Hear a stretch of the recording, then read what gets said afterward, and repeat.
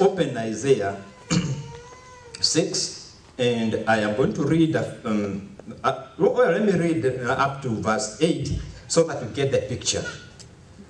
It reads, "In the year that King Uzziah died, I saw the Lord sitting on a throne high and lifted up, and the train of his robe filled the temple.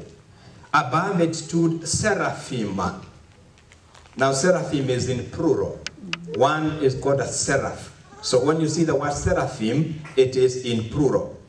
Each one had 6 wings. With 2 he covered his face, with 2 he covered his feet, and with 2 he flew. And one cried to the other and said, "Holy, holy, holy is the Lord of hosts. The whole earth is full of his glory."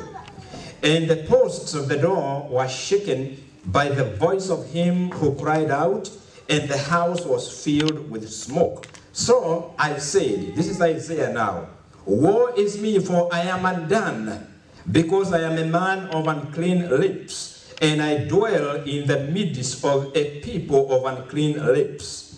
For my eyes have seen the King, the Lord of hosts." Then one of the seraphim flew to me, having in his hand a live coal, which he had taken from the tongs from the altar, with the tongs from the altar.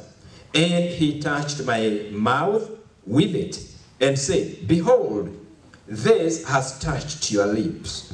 Your iniquity is taken away, and your sin is purged." Then he heard the voice of the Lord, saying, "Whom shall I send, and who will go for us?" Then I said, "Here am I, send me." This is the title of today's message. Here am I, send me, Lord. Father, in Jesus' name, I step aside so that the Spirit of God can minister to our heart. We seal ourselves completely with the blood of Jesus. We seal this place with the blood of Jesus. Oh, Father, release your anointing. Let it continue to flow. As you released it in the morning, let it continue to flow, Father. It is in Jesus' name I have prayed. Amen. Amen. At the end of 2017, just at the beginning of 2018, after fasting, the Lord spoke to us and said, He is going to begin to do new things. The last message, which was at the beginning of the year, was about the Lord creating a highway in the wilderness where there has been no road. It was about God creating rivers in the desert. Now, those are the promises God gave to us at the beginning of the year. He said He would do it. He will lead us. He will instruct us in the way we should go.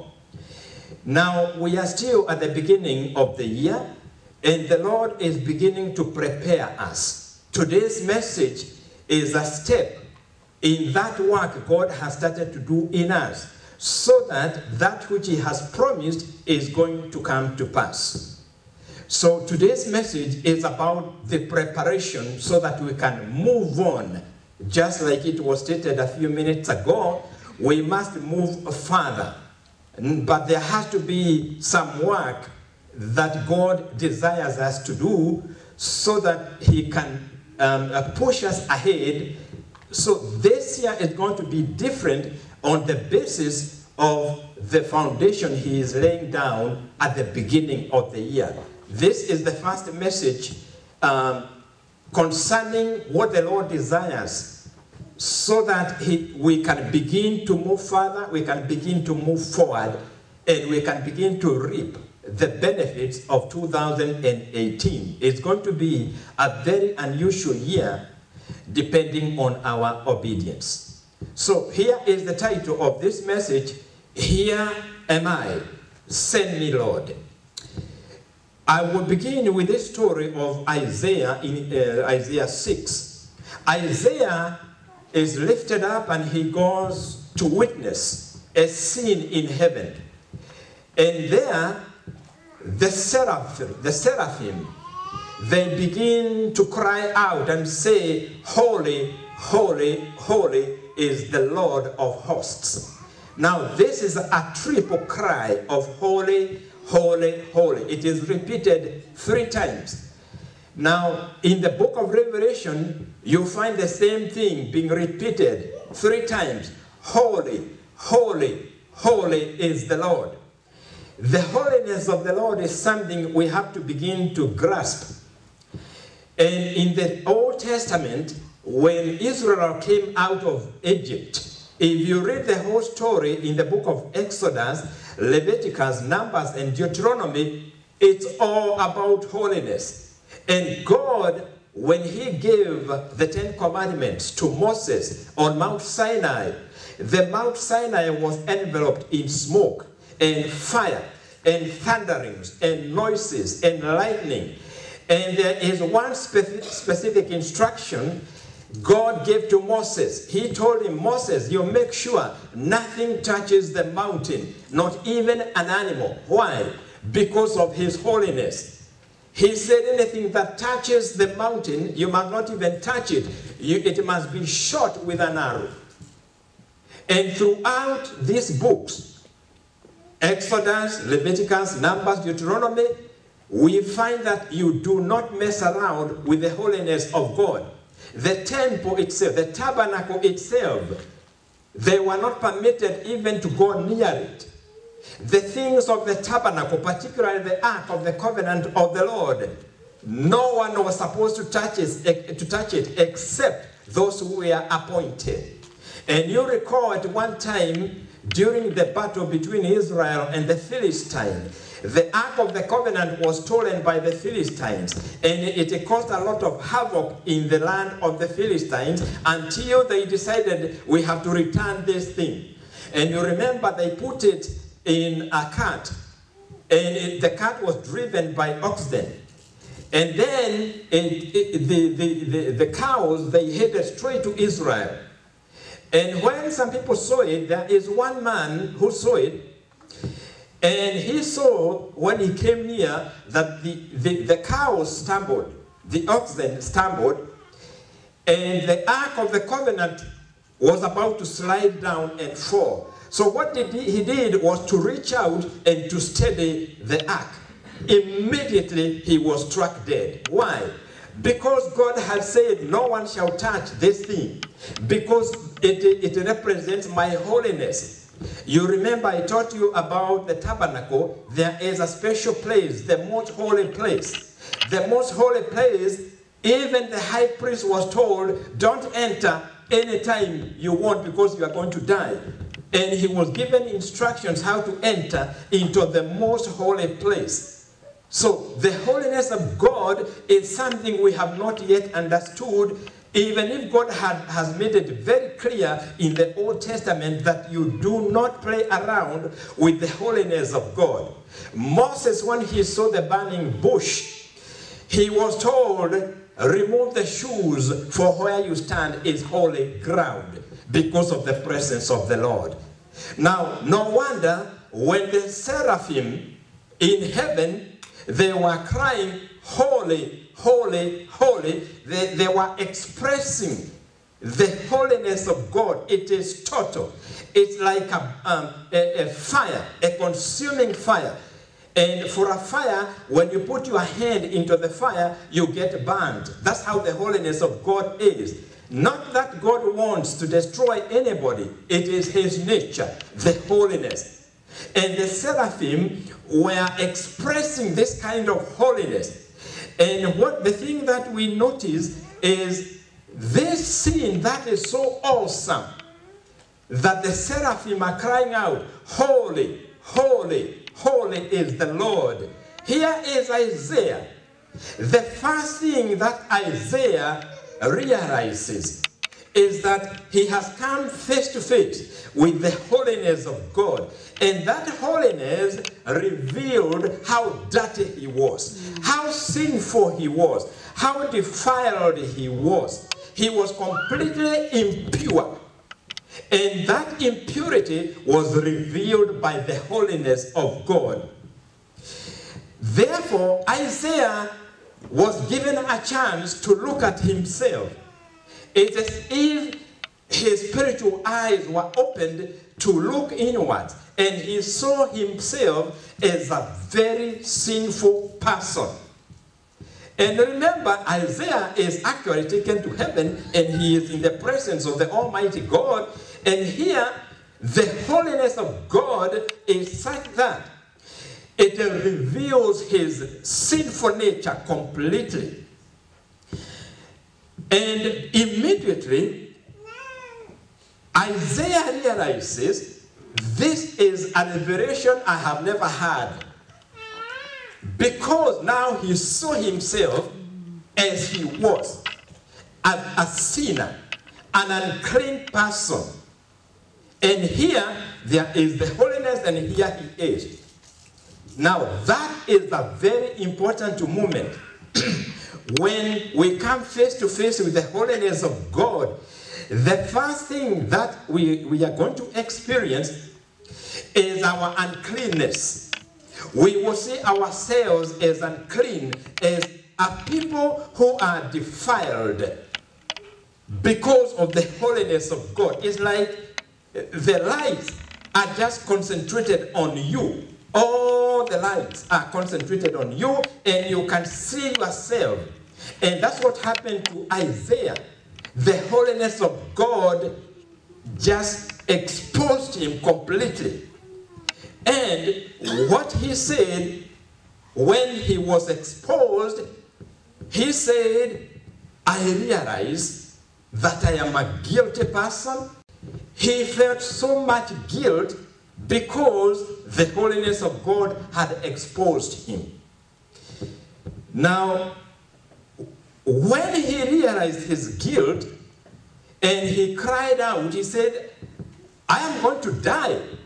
I am in the presence of God. I have seen his holiness, and it is so overpowering, I am surely going to die. And here I am. I am unclean. I am not even worthy to be here. And because of that admission of guilt, something happened. He was cleansed. And his cleansing is very interesting. We are told a seraph took a hot coal. He came with it and touched the lips of Isaiah. And this is what the seraph said. He says, behold, this has touched you. This coal has touched your lip. Your iniquity is taken away, and your sin is purged. Now here is the situation. Here is the holiness of God. Here is an unclean person who admits, I am so unclean, I feel so dirty, but because of that cry, he is cleansed with a hot coal. And the Lord declares, your guilt is taken away. You are purged. You are clean. Now, I don't know whether some of you, because you have the Spirit of God in you, I don't know whether you have been in the company of people who are cursing. They are using very dirty language. There is no godliness in them. And you are in the midst of them. Then when you part company, you feel like you have been in a very dirty place. You feel like you are dirty. You feel like you want to wash yourself of the filthy language you are hearing. Now, sometimes it can happen when we permit ourselves to watch things that are unclean. At the end of it, you can receive this revelation when you feel that what you have seen, it has made you so dirty. You just want to be washed, but you know you cannot just wash with the water. Maybe some of you have felt that. When you feel, I am so unclean because I have been with the people who are abusive, their language is not good, I feel like I am dirty right through to the center. That is how this man felt, Isaiah. And he said, I am so unclean because I live among people who are unclean. People who curse all day. People who do not love God. So I feel so unclean. And here I am in the presence of the holiness of God. But thank God there is a way of cleansing. And he was cleansed. And God said to him, your iniquity is finished. Your sin and your guilt are taken away. You are clean. Can you imagine when you are feeling so dirty? Let us imagine that you went somewhere and it was very muddy, or maybe you fell and you became very muddy, you are dirty looking, and you are longing for a clean shower. And when you take a shower, do you know the feeling? How you feel? You feel now you are clean. When you take out the dirty clothing, you wash yourself, you now feel fresh and clean. Spiritually speaking, that is what you feel when you are cleansed by the Lord. So let us look at this man Isaiah. How did he feel when he was cleansed by the Lord? When the hot coal touched his lips, and the Lord declared, this has touched your lips. Your iniquity is taken away and your sin is purged. It is cleansed. Can you imagine how Isaiah felt? Because here he is in the presence of the holiness of God. But now his uncleanness has been taken care of, and God is telling him, you are clean now. You are washed. Spiritually, you are clean. You can imagine the joy and the blessedness of feeling that you are not guilty. It's such a feeling that you cannot even describe it when you know that your iniquity is taken away. The guilt that has been lying on you is taken away. You are no longer feeling guilty at all. The guilt is taken away. Maybe one word you can use is relief. You feel relieved and you feel free. Now, therefore, we can imagine Isaiah felt this kind of relief. He felt this kind of joy coming in him. In the book of Psalm 32, we find something like that with David. David expresses this kind of feeling when your guilt is taken away. So in Psalm 32, the first few verses, David says, blessed is the man whose sin is forgiven. Blessed is he whose transgression is taken away. Blessed is that person. That blessedness is the joy that you feel when the guilt you have been carrying is taken away. You know that there are people today, even in the churches, we are still carrying some guilt of things that we did a long time ago. Maybe it's even some things we did recently and we feel guilty. There is guilt that is weighing us down. Maybe we are not even right with the Lord at this particular time, and there is guilt we are feeling. Now, can you imagine, should the Lord come and tell you, that guilt you are feeling, I have lifted it away from you. The first thing you are going to experience is joy. It is freedom. Look at Mary, the brother of Lazarus. She comes with very expensive oil and she anoints the feet of Jesus. And some people complain, why was this oil, and it is so expensive, why was it not used to exchange it for money to help the poor? But they did not realize that this woman, Mary, she knew precisely what was driving her to do that.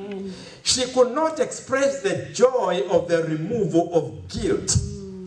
She could not express the joy of being forgiven in any other way except to get the most expensive oil and come and anoint the Lord Jesus Christ's feet. That is the freedom. That is the joy. That is the blessedness of being forgiven. That is why David says in Psalm 32, blessed are you when you are forgiven, when the Lord forgives you, when the Lord takes away your guilt, when the Lord takes away our guilt. Blessed are those whose sins are forgiven, whose iniquity is taken away. Blessed are you.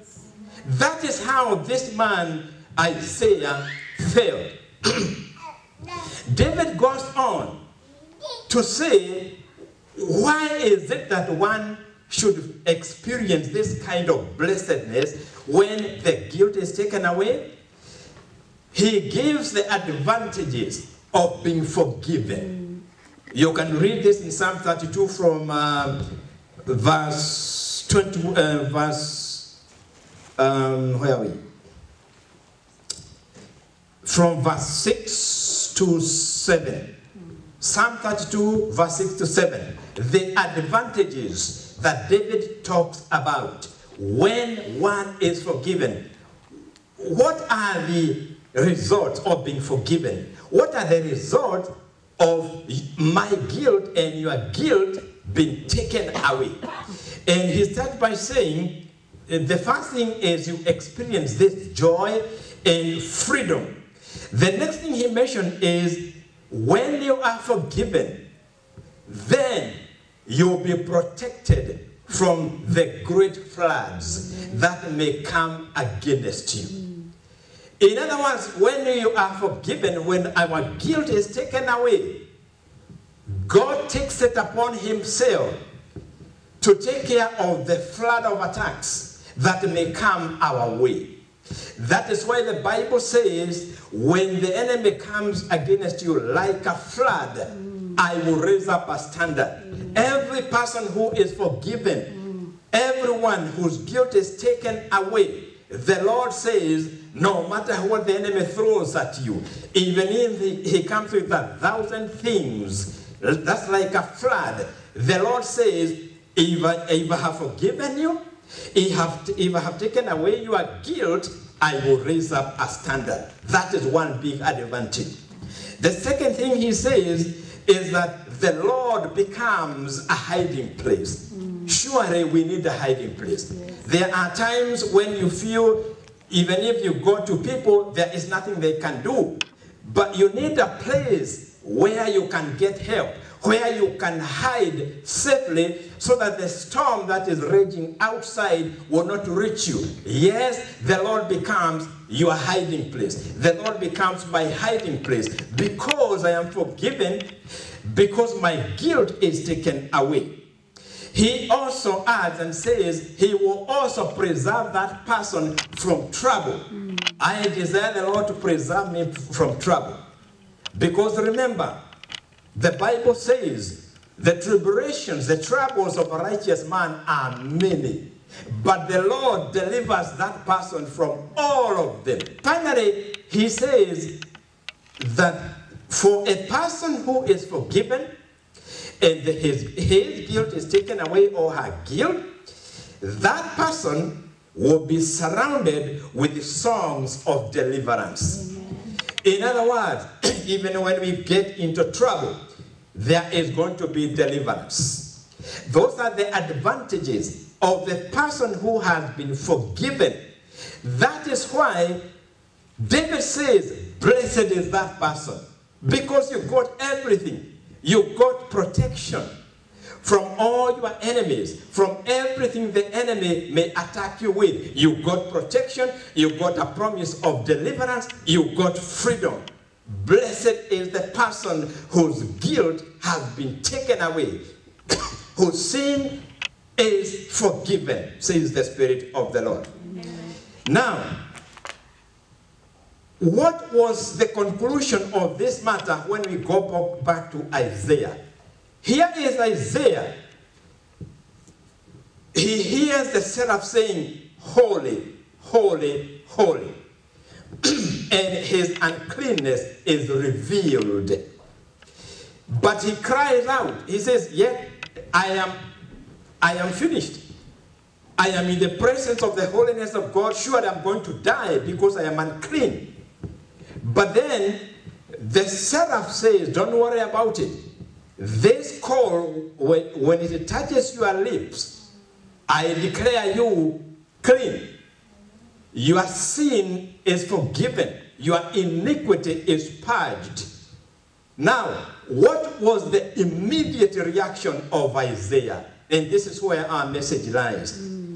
After the cleansing of Isaiah, when he was set free from guilt, when he had, your sins are forgiven, you don't have to worry that you are in my presence and you are going to die because of my righteousness. I have now cleansed you. You can be near my holiness without dying.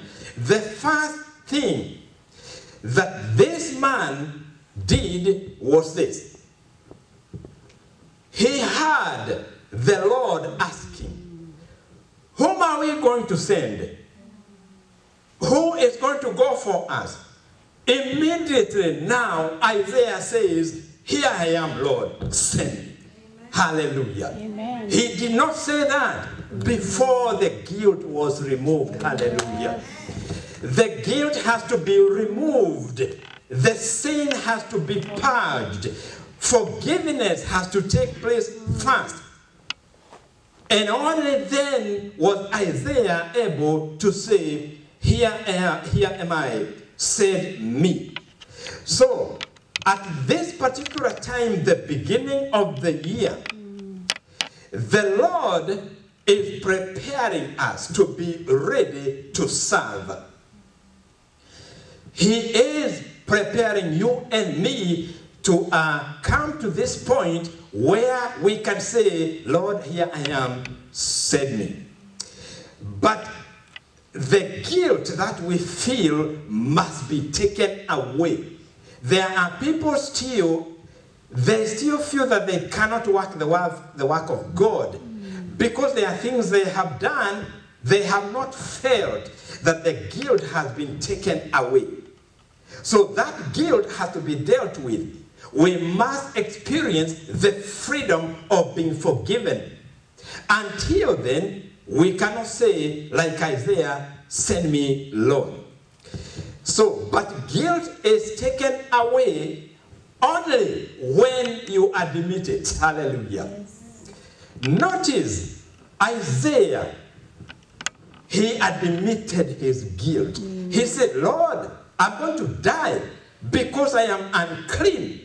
That is his admission. I am unclean, and I live among people of unclean lips. That is an admission. When you admit that you are carrying guilt, when there is an admission that, Lord, I am a sinner, I keep on sinning, I keep on falling, when there is an admission, there is hope of forgiveness. Amen. There is hope of being purged, of being cleansed. Now, our guilt can only be revealed when we come face to face with the holiness of God. Hallelujah. That is why the holiness of God is so unique, because it is the holiness that begins to show us how unclean we are. We must then get this revelation that we are unclean, but we can only get it when we come face to face with the holiness of God, like Isaiah.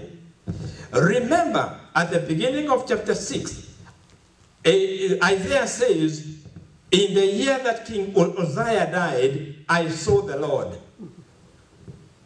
I used to wonder, why are they using what was stopping Isaiah from seeing the Lord until this king Uzziah died? Have you ever wondered why? Because it clearly says, in the year that King Uzziah died, I saw the Lord. What about all that time Uzziah was alive? He was not seeing the Lord. So there must have been things that were stopping him from seeing himself as a wretched and clean man. Until when this king died, that is the time the Lord revealed his holiness to Isaiah. And when the holiness of God is revealed, you can see your uncleanness, I can see my uncleanness. That is what the Lord is doing at the beginning of this year. Already, the first few Sundays, you can sense the holiness of God in this place. Yes. He is speaking it. Every Sunday we come, there is an awesomeness in this place. And that is the holiness of God. That holiness is to reveal that we are unclean, that we need to cry out like Isaiah did and say, woe is us, because we are unclean, and Lord, you are holy. Then the Lord is going to answer that cry at the beginning of this year. How are we going to be cleansed? We don't have the hot coal, but we have the blood of the Lamb. Yes. It is only the blood of the Lamb that is able to take away my guilt and your guilt. This is the means of cleansing us. The blood of the Lamb, the blood of Jesus Christ, who is the Lamb of God. So we have the means of cleansing us. So we cannot look at ourselves and say, the messes we are in so deep, we are not seeing how we can become cleansed. Yes, we can be cleansed. The blood of the Lamb is more than enough to cleanse the worst sins, the worst mistakes. In the book of Isaiah 1:18, it talks about sins like scarlet. Even if your sins are like scarlet, even if the mistakes I have done, they are so bad, I cannot even dare to talk about them. They are like scarlet. Scarlet is bright red.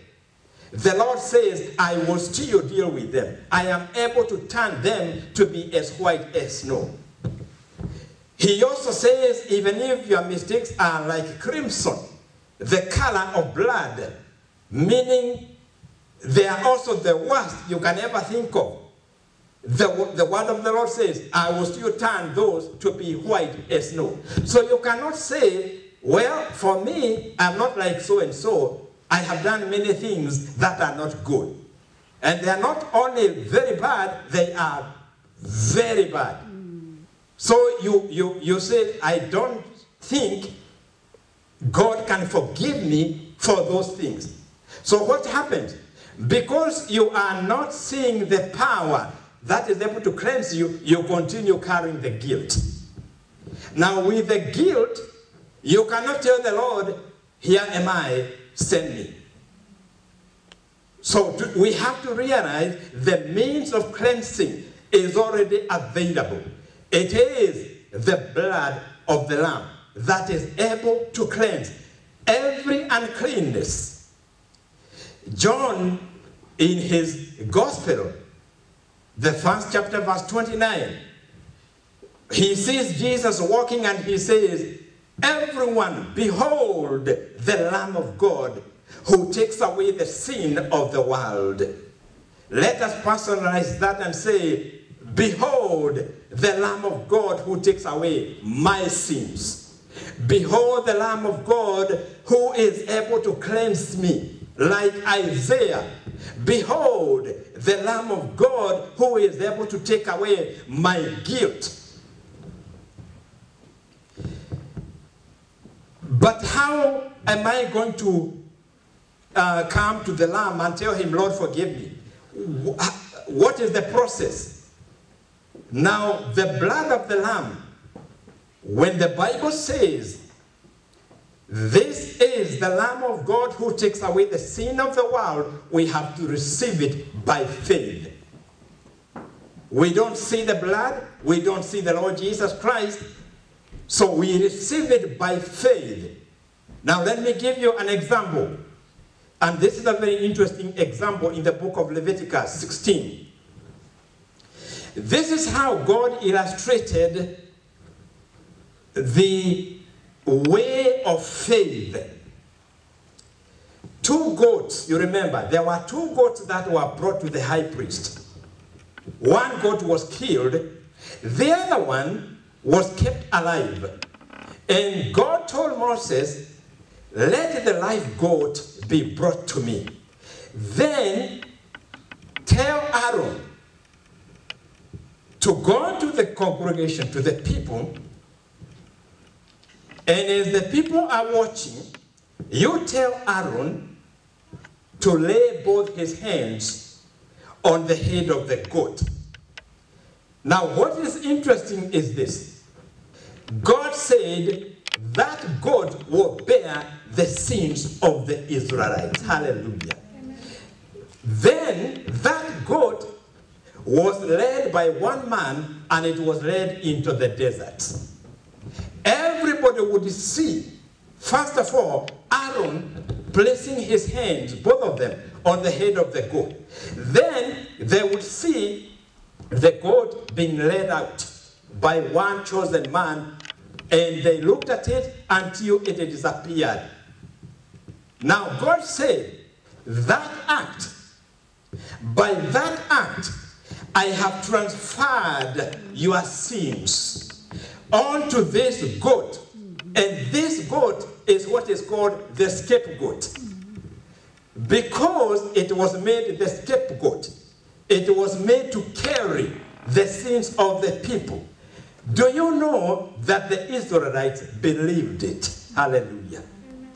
They believed that all their mistakes, everything they have done throughout the year, it was put on the head of the goat. Only then were they able to experience the freedom we are talking about.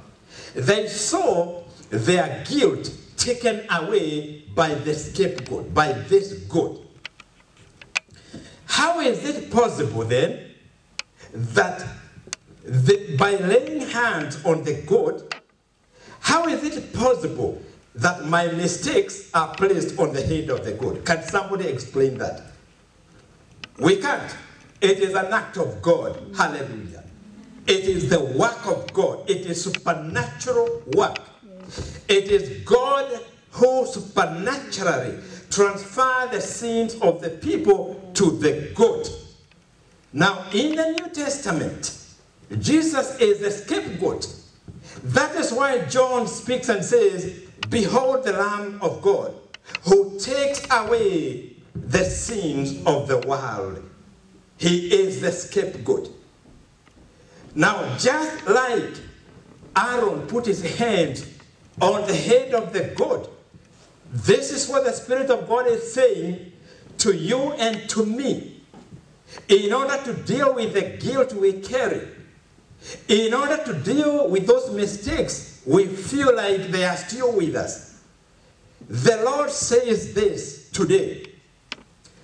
Put your hands on the head of Christ Jesus. By faith, put your hand on the head of Jesus. And by a supernatural transaction, whatever you have done, whatever I have done, is transferred on to the head of Christ Jesus. That is why he died. So in order for the guilt to be taken away, we need to stretch forth our hands by faith and put our hands on Jesus, and our guilt, our mistakes are already taken away. It is already done, it is past, it is gone, but it is received by faith. Once the guilt is removed, once these mistakes of ours are taken care of, once we understand that God has done it, we should begin jumping. Hallelujah. Amen. We should begin jumping with joy that we are free. This is the same thing that this man felt. Isaiah felt the joy of being relieved of this burden of feeling unclean, because he was told, you are forgiven, your sin is taken away, you are purged. he must have felt tremendous joy and freedom. In the same way, this is what the Lord is saying to us today. When we stretch forth our hands, reach out and touch the Lord Jesus Christ, then our guilt is taken away. Our mistakes are taken care of. Oh, hallelujah. I don't know who is hearing this. Because some of us, we are seated here and we are feeling oppressed. We are feeling like we are still unclean. Some of us are desiring a spiritual shower. It is available. By faith, you just reach out and tell the Lord, there is this guilt. There are these things that keep on bothering me. I desire to be cleansed. Only when we are cleansed, only when the guilt is removed, are you going to say, Lord, here am I, send me. Hallelujah. This is the beginning of the year, as I say. And because the Lord wants to bless us according to his word, because he said, I'm going to make a highway in the desert, because he said, I am going to create rivers in the desert. In order for that to happen, we must be ready. Amen. We must play our role and come to the Lord and say, Lord, just like Isaiah, we are unclean, Lord. But the Lord is saying, I will cleanse you. He is not saying, I'm not bothered with you anymore if you feel like that. He is saying, I am here to cleanse you. I'm here to take away your guilt. This year, the result will depend on what we are talking about today.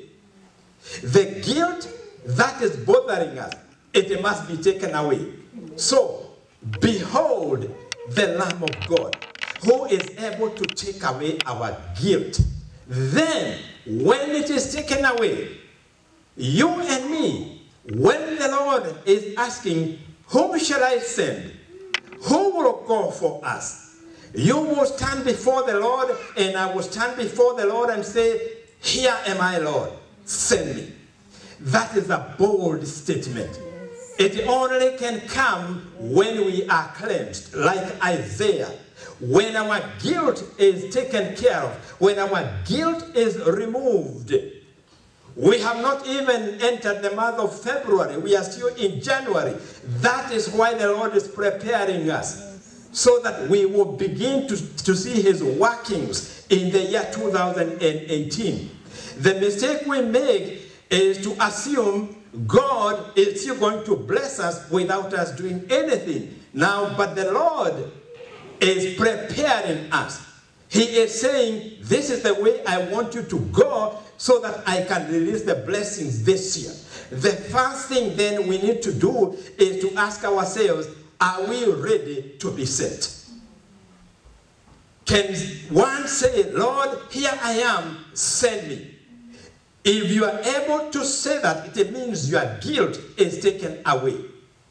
And nobody should hesitate to say, Lord, here I am, send me. Because the means of cleansing is available. So there is the work to do, because the Lord wants to send people. You don't know whether the Lord is asking you, whom shall I send to your family back home? Whom shall I send to Texas? Whom shall I send to Florida? Whom shall I send to Kenya? When you are cleansed, when the guilt is removed, there is nothing to hinder you or to hinder me from saying, Lord, here I am. Send me to Texas. Send me to Florida. Send me to Kenya to deliver the message that you want me to deliver. Hallelujah. Amen. He may send you to people who are quarreling. Maybe your relatives. There is a quarrel that is there. And the Lord may desire to send you there to speak his word to them. I do recall a long time ago, my wife was sent when we were in Mombasa, she was sent to Nairobi to give a word. And that word changed the life of that family even today. But she was ready, and when she was told, when she heard the voice of the Lord asking, whom shall I send to this family? And she was ready to say, here am I, Lord, send me. She received the word and she delivered it. So the Lord knows there are people who are hurting. There are people who need to hear this word, but the laborers are few. Hallelujah. So he is asking today, whom shall I send? Who shall go for me? Who shall go for us?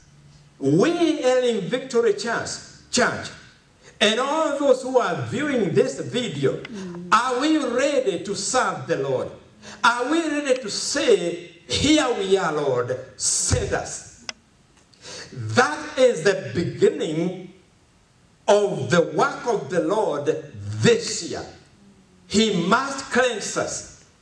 If we are willing to be cleansed, we only need to reach out and touch the head of Jesus Christ and say, Lord, you know me. This is the word we were given in the morning today from Psalm 139. So we tell the Lord, Lord, you know me. You know I am unclean in those areas. You know I'm not good in those areas. You know I'm a failure there. You know me. Nothing is hidden from you. You know my thoughts, Lord. I need to be cleansed of you. And he says, you are cleansed. By faith, you are cleansed. Amen. If you confess to him, if you tell him, Lord, I'm guilty, I don't feel ready to be sent. When you tell him, like Isaiah, I am so unclean. But when we confess and tell him, Lord, we are unclean, when he heals us of our guilt, when the guilt is taken away, immediately, each one of us, we are going to respond to his call. Whom am I going to send? We will not wait for your neighbor to say, here am I, Lord, send me. Immediately you will stand and say, here am I, Lord, you send me. That cannot come of our past mistakes, of the wrongs that we have done. That has to be dealt with. And it is by the blood of Jesus Christ that cleanses, that removes, that washes away our uncleanness. And the Lord is willing because he wants to bless us. He promised blessing this year, and surely the blessings will come. Amen. Will you answer then his call today? When he says, whom shall I send? Who will go for us? Will you be one of those who says, yes, Lord, here am I. You send me, Lord. Hallelujah. Amen. As I said at the beginning, the Lord is preparing everyone who is listening to this message and to the past messages. There are people who are watching through YouTube. You are included in this. The Lord is preparing a people. There have to be many who will answer the Lord's call. Who shall go for us? Whom shall we send? There has to be several, yes, Lord, here am I, send me. And the Lord has made it so easy. He says, by faith, receive your cleansing. It is by faith we look at Christ and we tell him, Lord, we need cleansing. We need this guilt to be taken away. And the Lord died exactly because of our guilt, in order to take it away.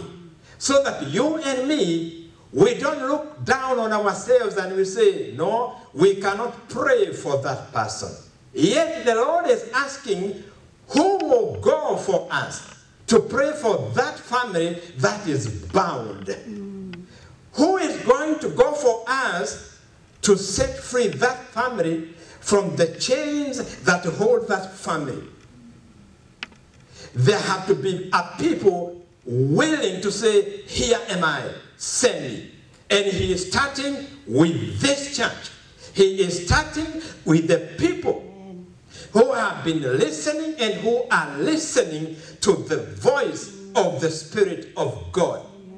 This year will bring new things, as he said. But these new things must come out of the preparations he is making. This is the first preparation, the removal of our guilt. It must be taken away so that we can serve. Those who are called to intercede before God, you've got to learn to intercede freely. But you cannot do it if you are still feeling guilty about things you have done in the past or even yesterday. You've got to be set free from guilt so that when you begin to intercede, you are going to intercede willingly and freely. You will say to the Lord, you have called me as an intercessor. Here am I, send me. There are people who are called for that job only. As it was spoken in the morning, this year we have to go further. And going further is getting rid of the things the Lord is teaching us to get rid of. Getting rid of guilt. There are people who are called to serve the Lord through music, through singing. But you cannot sing when you're carrying guilt. We have to be cleansed in order to sing freely. Next time, everybody who sings for the Lord, the choir, individual singers, next time you want to minister by song, you must be cleansed. You must not sing unto the Lord and you are still carrying the guilt of what you have done. You must deal with that guilt by bringing it to the Lord and telling him, I cannot carry this guilt. And he says, I will deal with it. When you come to him and ask him to deal with the guilt, the next time he sends you, you will say, Lord, I am ready to be sent. Here am I. When you stand here and you begin to worship, you begin to praise, because you are sent, you will see results. Hallelujah. Great things are going to happen this year if we are willing to let the Lord do this work he desires to do this hour. The work of taking care of our guilt. Each one of you, you are appointed to do the work of God. Do not think that you are here by any mistake. Do not think that you are less than others. Every person has a gift. There is the work for every person. What is holding us and what the Lord wants to deal with is the guilt. Because we always think we are not good enough. That is the trick of the enemy. When we begin to say we are not good enough. Well, if we are not good enough, then we are carrying the guilt of feeling that we are not good enough. That is what the Lord wants to deal with. He says, let me take care of that guilt. Bring it to me. Behold the Lamb of God, who is able to take away your guilt and my guilt. Hallelujah. Let's bow our heads and pray. I want to ask, if you have been feeling that there are things that are weighing heavily on you, it's like you have been carrying this kind of guilt. And you want to get rid of that guilt so that you can say to the Lord, here am I, Lord. Works that you are beginning to do in the lives of those people who are watching this message by video. Right now, I come against the spirit of guilt. I command you to leave the people of God in Jesus' name. everyone who is watching this message by video in YouTube, that spirit of guilt upon your life, its hold is broken in the name of Jesus. You are set free. May the Lord drive you into this position today so that you can answer his call and say, here am I, send me, Lord. Lord, I release your people into your care. Let your blessings follow and overtake them. Shelter them from every harm, from every attack of the enemy this week. Every weapon formed against them, Father, I declare it shall not prosper. Walk with them, providing your light so that they do not stumble this week. Let your favor continue to rest upon them, to open doors that have been closed, my Father. Lord, begin to do the new things you have promised, even this week, in the life of the people who are here and those who are watching this message, oh Lord. I seal them with the blood of Jesus. I release them, good shepherd, into your hands, that you may shepherd them throughout this week. Thank you for being with us. Thank you for your anointing. Mighty God, we give you praise. We exalt your holy name. It is in Jesus' name I have prayed. And the people say, Amen. Amen. And now may the grace of our Lord Jesus Christ and the love of God and the fellowship of the Holy Spirit be with us now and forevermore. Amen. And surely goodness and mercy shall follow me all the days of my life, and I shall dwell in the house of the Lord forever and ever. Amen. Amen. God bless you.